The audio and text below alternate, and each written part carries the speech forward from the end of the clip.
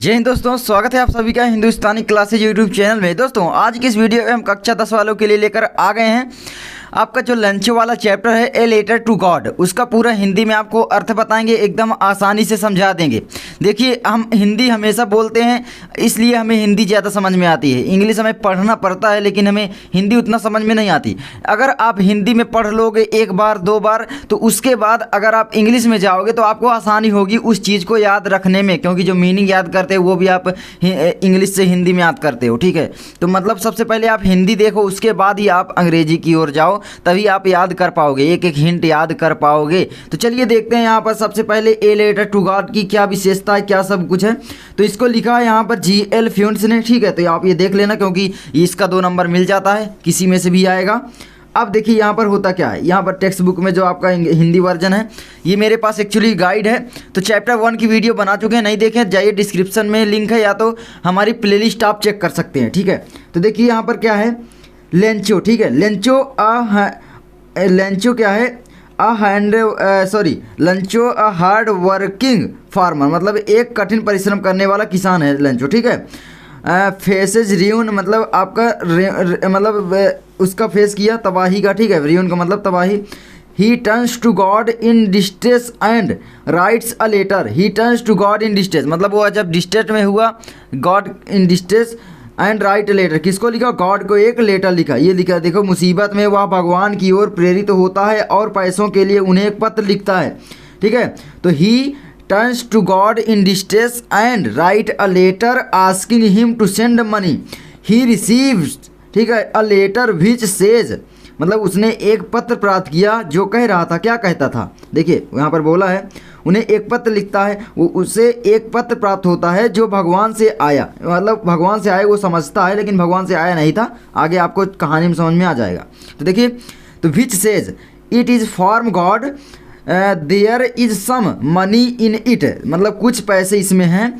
Find out who signed the letter and whether Lencho said thank you, Lencho ने लिखा thank you और not लिखा for the money he received, Lencho thank नहीं लिखा क्योंकि उसे कम पैसे मिले थे। अब चलिए देखते हैं, देखिए यहाँ पर लंचो एक परिश्रमी किसान को तबाही का सामना करना पड़ा। लंचो जो एक परिश्रमी किसान था उसको तबाही का सामना करना पड़ा। उसके बाद है, मुसीबत में वह भगवान की ओर प्रेरित होता है और पैसों के लिए उन्हें एक पत्र लिखता है। जब वह मुसीबत में आता है तो वह भगवान की ओर प्रेरित होता है कि भाई भगवान ही मेरी मदद करेंगे, और वह भगवान के लिए पत्र लिख देता है और पोस्ट ऑफिस में छोड़ आता है।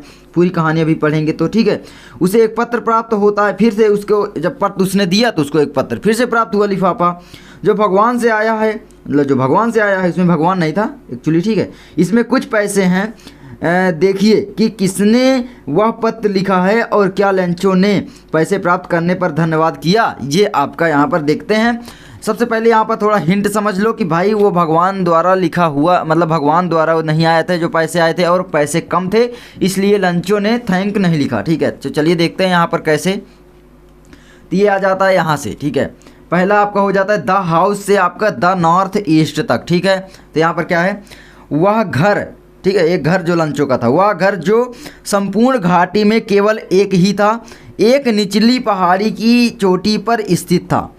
उस ऊंचाई से व्यक्ति नदी और पके हुए अनाज के खेत देख सकता था जो ऐसे फूलों से आच्छादित थे जो सदैव अच्छी फसलों की आशा बांधते थे, मतलब ऑलवेज। ठीक है, तो यहाँ पर हो गया आपका संपूर्ण घाटी, मतलब होल वैली। संपूर्ण का मतलब होल वैली, संपूर्ण घाटी का मतलब घाटी जो है वो वैली अंग्रेजी में कहते हैं। ठीक है, अब देखो, धरती को यदि ज़रूरत थी, ठीक है, लैंड्स इफ़ नीड्स, क्या नीड ज़रूरत थी, तो केवल बौछार या धीमी वर्षा की, मतलब धरती को यदि कुछ ज़रूरत थी तो वो केवल बौछार और धीमी वर्षा की।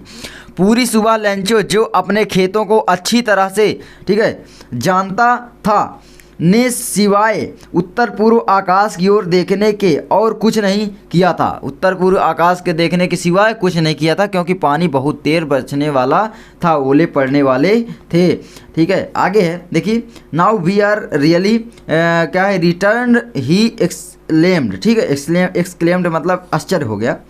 आगे देखो, हिंदी, प्रिय अब वास्तव में हमें कुछ वर्षा का जल मिलेगा, मतलब वो वर्षा की ज़रूरत थी और वर्षा होने वाली थी, क्योंकि बहुत दिनों से वर्षा नहीं हो रही थी, उसकी फसलें सूख रही थी। तो यहाँ पर अपने पत्नी से वो बोल रहा है, प्रिय अब वास्तव में हमें कुछ वर्षा का जल मिलेगा। महिला ने जो खाना बना रही थी उत्तर दिया, हाँ यदि भगवान ने चाहा। बड़े लड़के खेत में काम कर रहे थे जबकि छोटे लड़के घर के पास खेल रहे थे। तब माँ यानी महिला ने उन सबको आवाज़ दी, खाने के लिए आओ। ठीक है, इस तरीके से आवाज़ दी।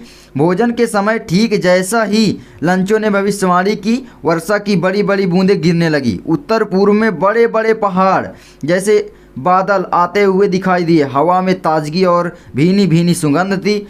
वह व्यक्ति लंचो बाहर चला गया। इसका कारण वर्षा के सुख को अपनी शरीर पर अनुभव करने के अतिरिक्त और कुछ नहीं था। और जब वह वापस आया तो वह विस्मय से बोला, क्या बोला अपनी पत्नी से, देखिए, दीज आर नॉट, क्या है, रेन ड्रॉप्स, मतलब यह रेन ड्रॉप्स नहीं थी। वनाज आर फाइव्स, यहाँ तक ठीक है। क्या थी ये, हिंदी में अनुवाद है, ये आकाश से गिर रही वर्षा की बूंदें नहीं हैं, ये नए सिक्के हैं। बड़ी बूंदें 10 सेंट के सिक्के और छोटी बूंदें 5 सेंट के, मतलब वो बोल रहे थे, ठीक है, मतलब सिक्के हैं। अब देखो हिंदी अनुवाद, एक संतुष्ट भाव से उसने अपने पके अनाज से भरे खेतों को वर्षा की चादर से ढका हुआ देखा, परंतु अकस्मात तेज हवाएं चलने लगी और वर्षा के साथ बहुत बड़े बड़े ओले गिरने लगे। ठीक है, ये ओले सचमुच नए नदी के सिक्के के समान प्रतीत होते थे। ठीक है, तो ये आपका हो जाता है। आगे देखिए, लड़के उन जमे हुए मोतियों को इकट्ठा करने के लिए वर्षा में भागने लगे। यह वास्तव में अब बुरा हो रहा था। क्या है, वास्तव में अब बुरा हो रहा है। अब देखो, लंचो ने कहा, मुझे आशा है कि ओले गिरने, ठीक है, जल्दी बंद हो जाएंगे। मतलब लंचो होप करता है, लंचो होप कि ओले गिरने जल्द बंद हो जाएंगे। आगे, यह शीघ्र नहीं गुजरा, मतलब यह शीघ्र नहीं गुजरा, मतलब क्या हो गया, ओले गिरने बंद हो जाएंगे। तो ठीक है, ओले गिरने जब बंद हो जाएंगे तो यहाँ से हो गया, यह शीघ्र नहीं गुजरा। 1 घंटे तक ओले मकान, बाग, पहाड़ी के ढलान, अनाज के खेत, संपूर्ण घाटी पर गिरते रहे। इसका मतलब क्या है कि 1 घंटे तक मतलब ओले ही ओले गिरते रहे। अब ओले भाई गिरेंगे तो उसकी फसल तो नष्ट ही हो जाएगी ना, किसी भी की फसल है। अभी हमारे लोगों की फसल भी नष्ट हो जाती है ओले गिरने के कारण। आप समझ रहे हो ना कि ओले बहुत तेज़ी से गिरने लगते हैं जब, तो किसी की नहीं मानते। मतलब बस पेड़ का पेड़ खड़ा रहता है और बीच से वो टूट जाता है। समझ रहे हो ना ओले कितने खतरनाक होते हैं। तो इस तरीके से ओले उसके खेतों में गिर गए और उसकी पूरी फसल खराब हो गई। अब आगे क्या है, वो भाई दुखी तो होगा ही। 1 घंटे तक ओले मकान, बाग, पहाड़ी के ढलान, अनाज के खेत, संपूर्ण घाटी पर गिरते रहे। पूरा खेत सफ़ेद हो गया जैसे कि नमक से ढक गया हो। वृक्षों पर एक भी पत्ता नहीं रहा था। अनाज पूर्णतः नष्ट हो गया, पौधों से फूल झड़ गए। लंचो की आत्मा दुखी हो गई। जब तूफान थम गया, वह अपने खेत के बीच खड़ा था और उसने अपने बेटों से कहा, क्या कहा अपने बेटों से, देखिए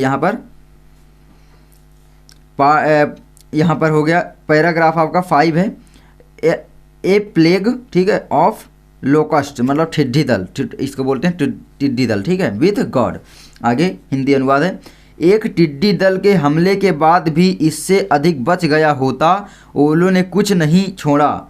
मतलब लंचो कह रहा है कि एक टिड्डी दल का अगर हमला हो जाता, जैसे अभी टिड्डियाँ आई थी ना पाकिस्तान से, मतलब बोल रहे थे बहुत सारे लोग, और हुआ कई भी हमारे यहाँ तक आई थी, बहुत सारी टिड्डियाँ थी एक तरफ से। क्या आपकी तरफ आई थी, कमेंट बॉक्स में ज़रूर बताइए। ठीक है, तो ओलों ने कुछ नहीं छोड़ा, मतलब इसका मतलब क्या कि अगर टिड्डी दल का हमला भी हो जाता तो कुछ अनाज तो बच जाता, लेकिन यहाँ पर ओले ने तो कुछ भी नहीं छोड़ा, उसकी पूरी फसल नष्ट हो गई। इस वर्ष हमें अनाज नहीं मिलेगा, लंचो बोल रहा है, इस वर्ष हमें अनाज नहीं मिलेगा। भाई कोई भी किसान है उसके अनाज इतना नहीं होता है, क्योंकि उसको खर्च चलाना होता है और सभी अनाज लगभग बेच लेते हैं, जिसके कारण अगर 1 साल फसल बर्बाद हो गई, समझ लो उनको भूखा भी रहना पड़ सकता है। बहुत सारे ऐसे लोग अभी भी हैं। ठीक है, तो ये है आपका। आगे, वह रात बहुत दुख भरी थी, हमारी सारी मेहनत का कोई लाभ नहीं हुआ, कोई नहीं जो हमारी सहायता करे। यहाँ पर लंचो बोल रहा है, हमारी इतनी मेहनत हमने किया लेकिन हमारा कोई लाभ नहीं हुआ, कोई भी नहीं है जो हमारी सहायता कर सके। No anyone who help us. ठीक है, तो ये आपका हो जाता है। हम सब इस वर्ष भूखे रहेंगे, मतलब हम सब इस वर्ष भूखे रहेंगे। We will angry of this years. ठीक है, ये आपको हो जाता है। परंतु उन सब के दिलों में जो इस लंचो से, ठीक है, यहाँ पर लंचो ने कहा था, परंतु उन सब के दिलों में जो इस घाटी के मध्य उस अकेले मकान में रहते थे, केवल एक ही आशा थी, भगवान से सहायता। ठीक है, ये आपका भगवान से सहायता मांगे। अब आगे, इतना परेशान मत हो, यद्यपि ऐसा प्रतीत होता है कि यह सर्वनाश है, याद रखो भूख से कोई नहीं मरता। ठीक है, ये आपका यहाँ पर बोला जाता है, उसकी पत्नी बोलती है। ठीक है, कहते तो ऐसा ही है, भूख से कोई नहीं मरता, लंचो बोलता है। सारी रात लंचो एकमात्र आशा के बारे में सोचता रहा, भगवान की सहायता। उसकी आंखें जैसा कि उसे शिक्षा दी गई थी, ठीक है, जैसे कि उसे शिक्षा दी गई थी, उसकी आंखें मतलब उस जब भाई वो पढ़ाई कर रहा था तो शिक्षा दी गई थी, सब कुछ देखती हैं, यहाँ तक कि अंतःकरण को भी। ठीक है, लंचो मनुष्य होते हुए भी एक बैल था जो खेतों में एक पशु की तरह काम करता था। ठीक है, किंतु फिर भी वह लिखना जानता था, मतलब लिखना तो जानता था। आजकल के किसान लगभग जैसे हम किसान बन जाते भाई, लिखना तो जानेंगे ही, है ना, इस तरीके से। अगले रविवार को सवेरे वह एक पत्र लिखने लगा, जिसे वह स्वयं शहर ले जाकर क्या किया, पत्र पेटिका में डालेगा। यह भगवान के नाम एक पत्र से कम नहीं था, इस तरीके से। ठीक है, आगे भगवान, उसने लिखा, भगवान को लिखा, भगवान, हे भगवान, यदि तुमने मेरी सहायता नहीं की तो मुझे और मेरे परिवार को इस वर्ष भूखा रहना पड़ेगा।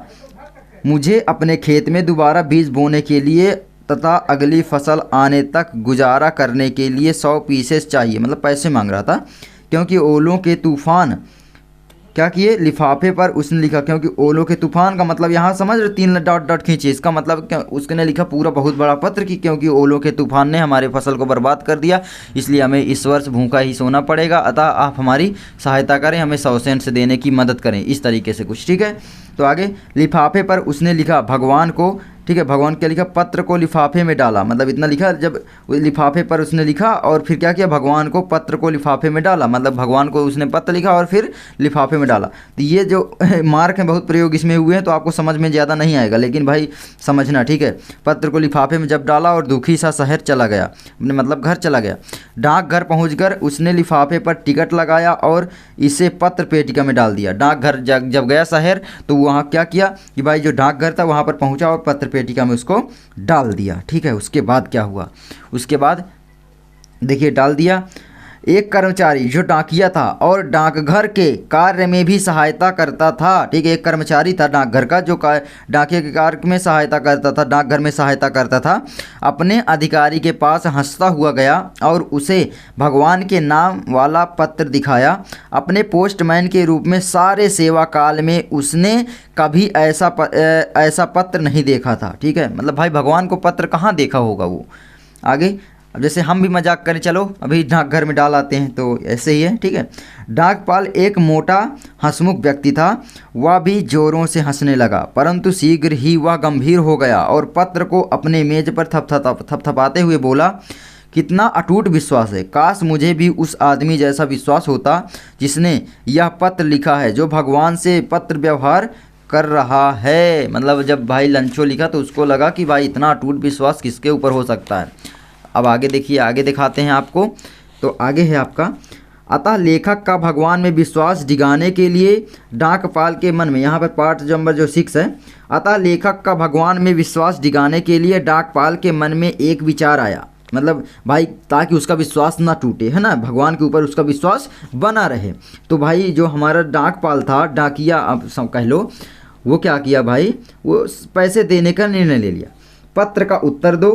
परंतु जब उसने उसे खोला तो यह स्पष्ट था कि उसका उत्तर देने के लिए सद्भावना, कागज और रोशनाई के अतिरिक्त कुछ और भी चाहिए। ठीक है, कुछ और भी चाहिए, उसको तो भाई पैसे की ज़रूरत थी, परंतु वह अपने प्रस्ताव पर अड़ा रहा। उसने अपने कर्मचारियों से धन मांगा, भाई कोई रहा होगा महान आदमी जो मदद किया, और होना भी चाहिए भाई, सबकी मदद तो करनी चाहिए।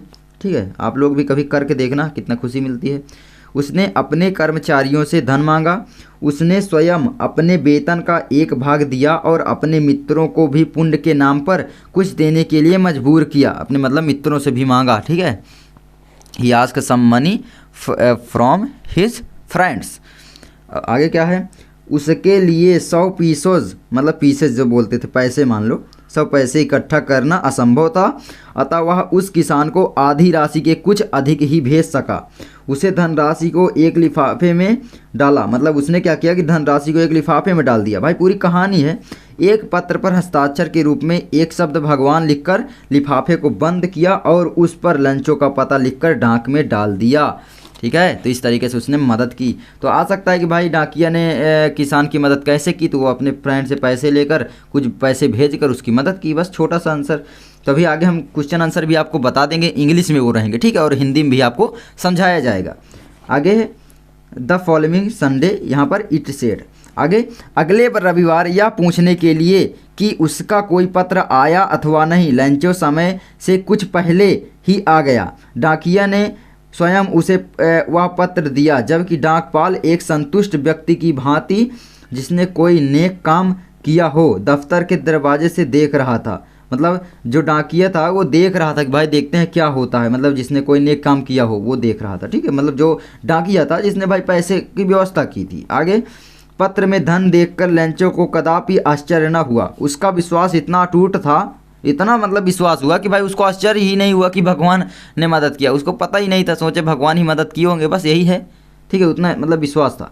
परंतु जब उसने पैसे गिने तो वह नाराज़ हुआ। भगवान नाराज़ हुआ किसके ऊपर? भाई डाकिया के, मतलब जो लाया था उसके ऊपर, जो मतलब पत्र देने लाया था, सोचा उसने निकाल लिया। तो क्या बोला? भगवान गलती नहीं कर सकता था और ना ही जो लंचों ने मांगा था उसे देने से इनकार कर सकता था। ठीक है, मतलब इतना उसका विश्वास था। आगे तत्काल लंचो खिड़की पर कागज और रोशनाई मांगने लगा। जन साधारण के लिए लिखने की मेज पर बैठकर वह पत्र लिखने लगा, मतलब दोबारा वह पत्र लिखने लगा। अपने विचारों को व्यक्त करने के लिए उसे प्रयास करना पड़ा, जिसके कारण उसका माथा सिकुड़ रहा था। जब उसने पत्र समाप्त किया वह खिड़की पर टिकट खरीदने गया। जब भाई उसने पत्र समाप्त किया और खिड़की पर टिकट खरीदने गया, उसने टिकट पर थूक लगाया और जब उसे अपनी मुट्ठी के दबाव से लिफाफे पर चिपका दिया, जैसे ही वह पत्र डाक पेटिका में गिरा, डाकपाल उसे खोलने के लिए गया। उसमें लिखा था, क्या लिखा था भाई? ठीक है, आगे देखो भाई। उसका मतलब है लंचो जो है वो थूक लगा के चिपकाया था, जो भी चिपकाना था। ठीक है, मतलब भाई तब गम नहीं चल रही थी, दबा दिया, चिपक गया। आगे देखो, भगवान मैंने जितनी राशि के लिए कहा था उसमें से केवल 70 पीसेस ही मेरे पास पहुँचे हैं। मुझे शेष धन भी भेजो, क्योंकि मुझे इसकी बहुत अधिक आवश्यकता है, परंतु यह मुझे डाक द्वारा मत भेजना, क्योंकि डाकघर के कर्मचारी धोखेबाज हैं लंचो।